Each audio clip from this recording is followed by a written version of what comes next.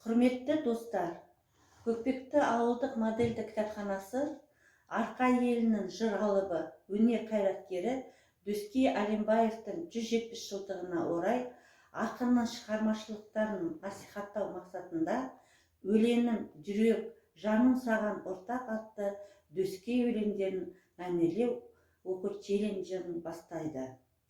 Дөскей мен Ыбырай айтысы. Уа әншегім, жүрмісің есен аман, сені тақ-тақ жаратқан хақ тағалам. Қай ру, қай нәсілден боласың сен, әуелі нәсіліңді білдір маған. Төрт момындап келгенде қалың шорман, елім бай шалқып жатқан көлден молмын, келген бұлт төбесінде қақ айрылған, атығай қарауылдай егіз елмін. Әншегім, сөйлейсің қой әрбір тұстан, шын айран көз екенсің қолды қысқан.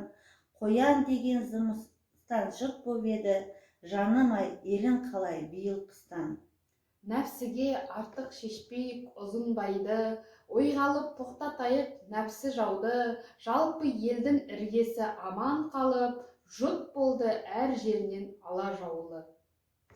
Келесі эстафетаны Байкадам ауыл кітапхана қызметкеріне және оқырмандарына, Үштөбе ауылдық модельді кітапхана қызметкерлеріне және оқырмандарына жолдаймыз.